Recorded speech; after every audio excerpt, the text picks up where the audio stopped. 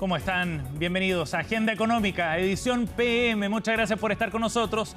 Revisamos en los próximos 30 minutos las informaciones del mundo económico, de las finanzas también, de este martes 24 de febrero. Y vamos a comenzar con una noticia bien importante sobre cómo evolucionaron el año 2025 la emisión de licencias médicas.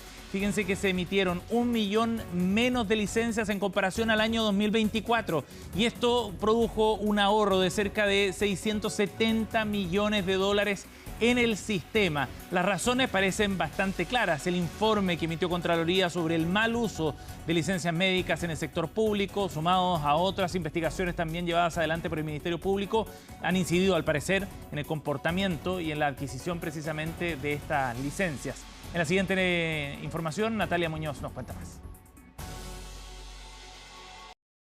Hola, ¿cómo estás? Muy buenas tardes. Sí, es parte de este llamado efecto Dorothy Pérez que justamente comienza a ocurrir luego de mayo del año pasado, que fue el mes cuando Contraloría alertó sobre este uso indebido de licencias médicas, principalmente de personas que estarían utilizando, de hecho que estaban utilizando este beneficio para viajes al extranjero. Y fue precisamente durante ese mes de mayo cuando luego comienza a bajar el uso de licencias médicas y llevó justamente a este informe que entrega la Suceso, que dice que hubo una disminución de 1 millón de licencias médicas durante el año 2025. Si bien este es un dato importante, pero lo que conlleva es el alto costo también que tenía utilizar estas licencias médicas y principalmente de forma indebida. Ahora esta disminución de 1 millón de licencias médicas llevó a la disminución del gasto público de 675 millones de dólares, una cifra que por supuesto no es menor y que ayuda bastante también para la billetera fiscal, que se encuentra bastante presionada. ¿Qué pasaría para este año 2026? Nos comentaban los diferentes expertos que esperan que justamente continúe bajando este número de licencias médicas y que nos podamos aproximar a un número más cercano al que teníamos previo a la pandemia. Todavía quedan muchos desafíos, sobre todo en la fiscalización, ya que nos comentaban los expertos que no es un trabajo que debiera realizar Contraloría de forma solitaria, sino más bien todos los organismos. Uno de los principales también motivos que nos estaban alertando que todavía falta ir fiscalizando es que nos alertaba la ex superintendenta de Seguridad Social, María Soledad Ramírez, que todavía falta realizar una fiscalización aún más ardua, ya que habrían cerca de 3.000 licencias médicas que actualmente se encontrarían duplicadas. Escuchemos entonces cuáles fueron las palabras de la ex intendenta de Seguridad Social. Yo creo que indudablemente hay una baja, pero estamos lejos de llegar a niveles, por ejemplo, prepandemia y año 2016, 17, uno lo ve la cifra y estamos bastante lejos. Creo que hay situaciones que todavía existen, pero yo creo que lo principal acá es mantener el control y la fiscalización. Yo creo que también la Contralora aquí no puede seguir haciendo el trabajo sola. Entonces, creo que esto tiene que ser sostenido, tiene que inclusive ampliarse y ver si existen también, yo creo que existen muchos espacios de mejora.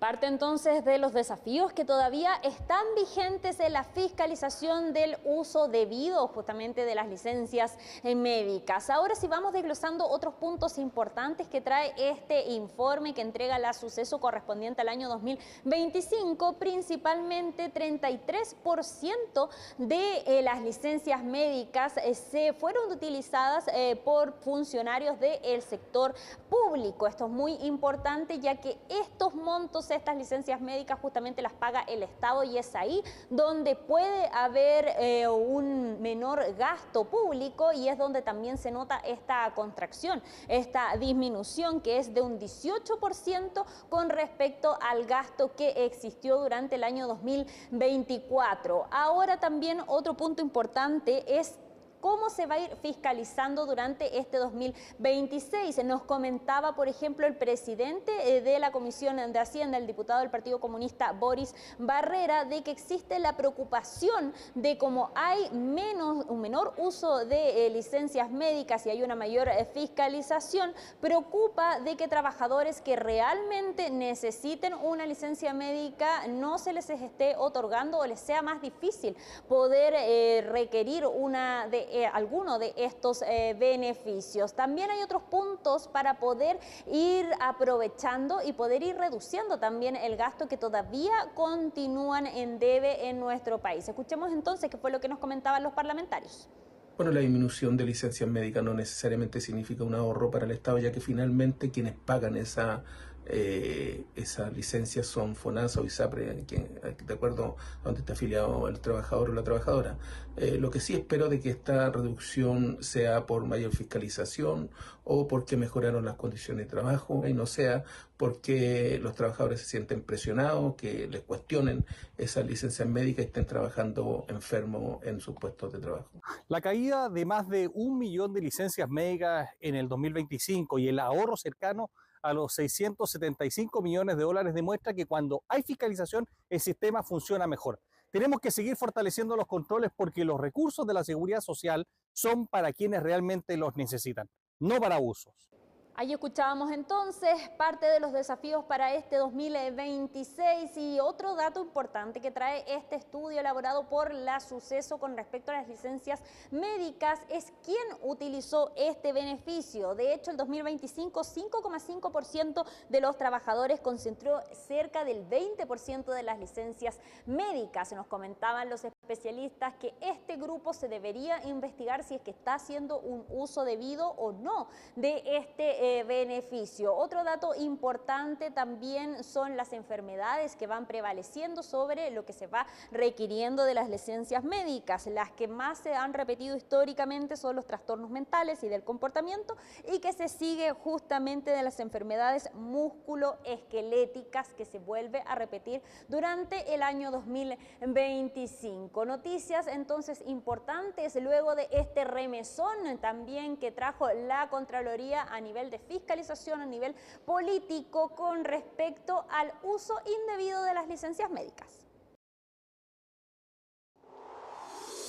Vamos a ir a otro tema porque la Superintendencia de Electricidad y Combustibles informó de nuevas multas asociadas al apagón de febrero del año 2025. Recordarán ustedes cuando gran parte del país, desde Arica hasta Puerto Montt, se quedó sin luz. Bueno, las multas las ha ido aplicando ya de manera sucesiva la superintendencia y este martes se anunciaron 2 multas más en contra de las empresas CGE Transmisión y Engie Energía.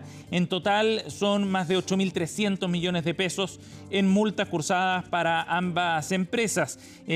Algo así como 5 millones de dólares por empresa es cada una de esas multas. Y de esa forma entonces se va configurando el escenario de responsabilidades asociadas a este apagón. Recordemos que el viernes pasado se habían dado a conocer ya las primeras multas por el caso en contra de Interchile, Transelec, Alfa Transmisora y también en contra de los consejeros del Coordinador Eléctrico Nacional. Ahora entonces se suman estas 2 nuevas empresas y de esa manera se va aclarando cuáles fueron las responsabilidades. En este caso se trata de multas por falta de mantención en las instalaciones de respaldo del sistema de comunicación SCADA. Esa fue la justificación entonces para las multas aplicadas en contra de estas 2 compañías. Desde Engie dijeron que no compartían la multa de la SEC, anunciaron que iban a ejercer los recursos que contempla la ley, tan como habían planteado las empresas anteriormente multadas. Escuchemos qué fue lo que dijo la superintendenta, la titular de la SEC, Marta Cabeza.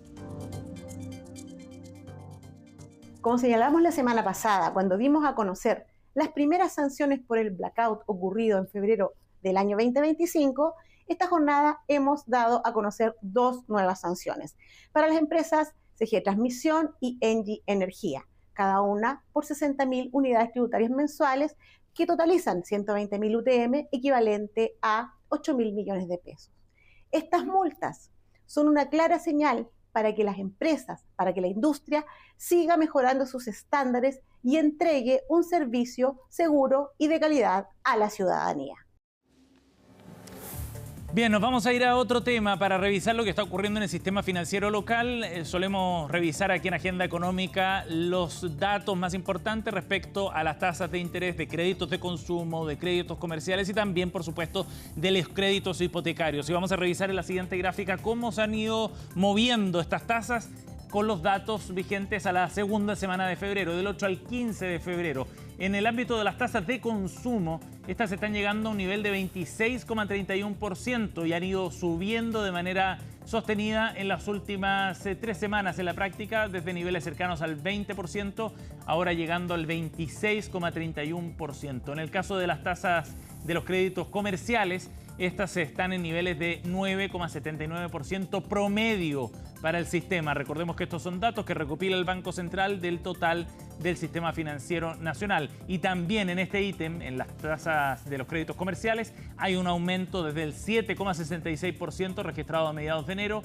hasta el 9,79% para la segunda semana de febrero. Por último, revisamos el dato relacionado a los créditos de vivienda, los créditos hipotecarios en unidades de fomento. La tasa de interés llega al 4,14%, si bien se mantiene en niveles mucho más bajos de los que estaba hace cerca de un año. Ha habido una caída sostenida también en los costos de estos créditos. De todas maneras, muestra un leve repunte respecto a lo que había evidenciado a comienzos del mes de febrero.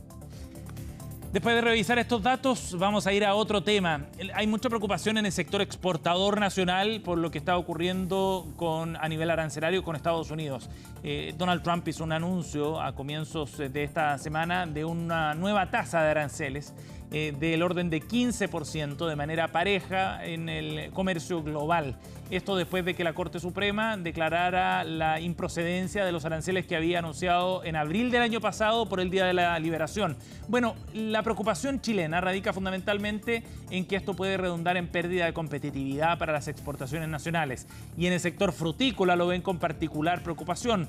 Son más de 3.000 millones de dólares los que exporta el sector frutícola nacional. Cerca del 30% de ello va en dirección al mercado de Estados Unidos. Y hay un producto, por ejemplo, el de la uva de mesa, que enfrenta complicaciones serias porque la temporada de cosecha en Perú ya terminó, mientras que en Chile recién está comenzando. Es decir, se verían más expuestos al efecto de estos aranceles que en relación a sus competidores peruanos, y eso evidentemente podría generar una merma en su capacidad para penetrar el mercado norteamericano. Conversamos esta mañana con el presidente de Fedefruta, Víctor Catán, respecto a lo que significaban estos aranceles. En CNN Chile Radio, esto fue lo que nos explicó.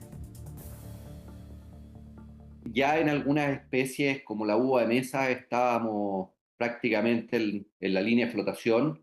El 10% se estaba comiendo las utilidades que finalmente llegan al productor, y con el 15% ya básicamente no hay posibilidad de seguir comercializando fruta con Estados Unidos, a menos que los recibidores o el retail sea capaz de subir el precio al consumidor y que se pueda pagar esa diferencia. Pero ya hoy día se hace bastante cuesta arriba. Algunas especies de fruta, como por ejemplo los kiwis, algunos cítricos que estaban exentos del pago del 10%, y hoy no sabemos si van a entrar en esta ecuación de un arancel del 15%.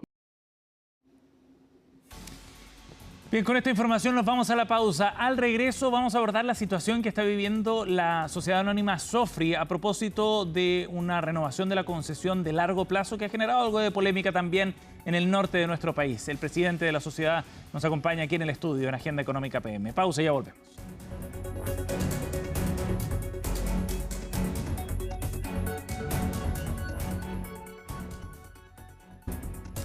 Ya estamos de vuelta, seguimos aquí en Agenda Económica en esta edición PM, y en la entrevista de hoy vamos a abordar la situación que se está viviendo en el norte de nuestro país, en particular en relación a la Sofri. Un concepto que quizás para muchos de quienes no vivimos en la zona parece algo lejano, pero se trata de un actor sumamente relevante de la zona franca precisamente, que beneficia al norte del país desde muchos puntos de vista, no solo comercial, también desde el punto de vista social. El tema es que está ahora en la palestra a propósito de la renovación de una concesión para el manejo precisamente de ese negocio allá en el norte del país hasta el año 2050. Vamos a conversar sobre la situación que está viviendo la Sofri, entender mejor su rol también también y, por supuesto, de esta noticia. Para eso nos acompaña el presidente de Sofri S.A., Iván Berríos. Iván, bienvenido al estudio de CNN Chile. Muchas gracias por la invitación, Sebastián. Estamos muy contentos de estar acá, por cierto, y también disponibles siempre para poder aclarar las distintas consultas y dudas que pueda tener también la audiencia. Claro que sí, y vamos a abordarlas de inmediato, pero me parece importante también, sobre todo para quienes no habitan en el norte de nuestro país o no lo hacemos allá, explicar en qué consiste la Sofri, primero, partir por esa definición y qué es lo que hace. Bueno, es una muy buena pregunta porque Zona Franca es una plataforma comercial que tiene más de 50 años justamente en la zona norte de Chile. Sí. Lo que buscaba es precisamente hace más de 50 años es generar crecimiento y desarrollo para la región y mucha empleabilidad. Es importante y cuenta con 5 unidades de negocio. Quizás de acá de la capital nos conocen la más importante o la más conocida, que es el mall o el shopping. Claro, cuando uno va a hacer turismo allá a la zona norte se aprovechan esas Efectivamente, ventajas, ¿no? Hecho muy turista nacional y extranjero, sí, también aprovechan mucho de las ofertas que aparecen también en el shopping. Pero tenemos 4 unidades de negocio más. Y fíjate que la más importante es precisamente la venta que hacemos mayorista, que es la que se encaja o la que relaciona el intercambio internacional comercial a través de estos países limítrofes, principalmente los del cono sur, como por ejemplo el sur del Perú, noroeste de Argentina, Paraguay, Bolivia, que son países muy fuertes. Claro. ¿Cuál es el rol que cumple la Sofri en ese comercio exterior? La Sofri lo que hace es como una zona libre de comercio, entonces Sí. lo que permite es una plataforma comercial que alberga más de 2.100 empresas, que ellos importan sus productos de distintas partes del mundo, de China, Estados Unidos, a través del puerto de Iquique, por cierto, Claro, las almacenan dentro de nuestro recinto franco, las bodegas que tienen, y ahí la distribuyen al resto del cono sur en estos países. con las ventajas comerciales, por supuesto, de una zona franca. Sin duda, porque de hecho todas las empresas que están instaladas en zona franca están exentas del impuesto de primera categoría, es decir, Exacto, del 27%. Sí. Para un ejemplo súper simple, 100 millones son 27 millones de pesos menos que paga una empresa que está instalada justamente en nuestro recinto franco. Claro. Esa es la segunda unidad. La tercera unidad es un parque empresarial que tenemos en la comuna de Altos Pisos, que es vecina, está dentro del farallón costero, sobre el farallón costero de Tarapacá, en este caso de Iquique. Tenemos una cuarta, que es un servicio, un centro logístico, que es uno de los más modernos del norte de Chile. Y además una quinta unidad de negocio, que es un parque industrial en la región de Arica y Parinacota. Perfecto. Esas son las 5 unidades de negocio O que sea, tenemos y con como un compañía. alcance entonces bien importante regional, ¿no? No solo en Iquique. Sin duda, porque lo que hace también Sofri es abarcar el territorio, tanto en todo el norte, no solamente en Tarapacá, sino también en Arica y Parinacota. Claro. ¿Quiénes son los dueños de esta sociedad anónima abierta que es Sofri? Bueno, Sofri efectivamente es una sociedad anónima abierta que transa, por cierto, en la bolsa, y su principal accionista es el Estado a través de Corf, pero es una empresa de derecho privado, Claro. por lo tanto, se regula, la fiscaliza la CMF, es decir, la Comisión para el Mercado Financiero. De acuerdo. ¿Y el resto está en manos de privados? Sí, de distintas empresas privadas. Exacto. Sí. El momento en el que ha sido más mencionada ahora la Sofri tiene que ver con esta decisión que permite una renovación anticipada de la concesión de la zona franca de Iquique hasta el año 2050. Y esto ha generado harto debate. Algunas críticas tienen que ver con autoridades locales que plantean que esto fue una renovación anticipada y algo apresurada también. Cuéntenos sobre la visión que tienen ustedes respecto a este proceso de concesión. Esta concesión actual nace o se firma el año 1990, cuando Chile no tenía experiencia alguna en contratos de concesión, y se prolonga hasta el 29 de septiembre del 2030. Claro. Por lo tanto, ese contrato que fue realizado el año 90 no tiene muchos requisitos o obligaciones para la concesionaria, más allá del 15% de sus ingresos brutos que tienen que entregarlo a las 11 comunas del norte de Chile. Claro. Nosotros al anticiparlo lo que buscamos es, aparte de generar certeza jurídica, para entregar todas estas herramientas que permiten a los inversionistas generar este nivel de inversión y quedarse en la zona, también genera este nuevo contrato un plan de inversiones ambicioso. Fíjate, son iniciativas de corto, mediano y largo plazo por más de 133 millones de dólares.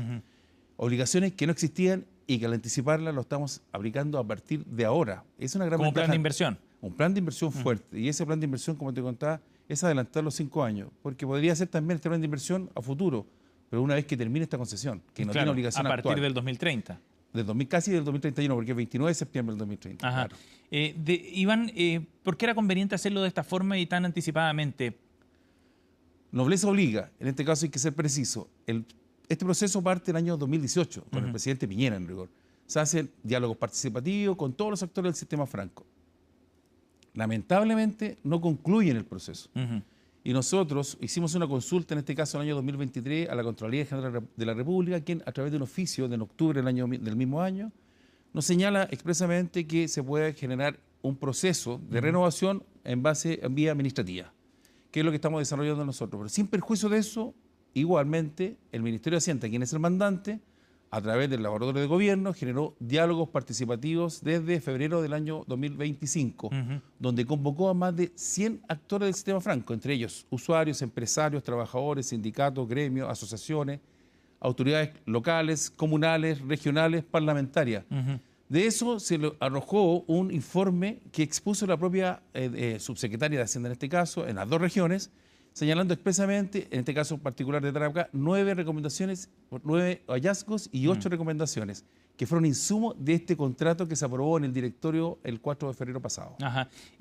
Las acusaciones, al momento de analizar la forma en la que se ha desarrollado este proceso, tienen que ver, por un lado, con falta de transparencia, que es lo que ha planteado el diputado Renzo Trisotti. Dice que por el bien de Tarapacá y del sistema franco se exige de alguna manera mayor responsabilidad y transparencia precisamente en ese proceso. ¿Ha sido suficientemente transparente eso? Por supuesto. De hecho, parte de los diálogos participativos donde fue convocada toda la comunidad, todos los actores relevantes del sistema franco participaron de ello. Entiendo yo que la importancia de SOFRI que genera en la región por la empleabilidad y el desarrollo económico, por cierto, es de interés común.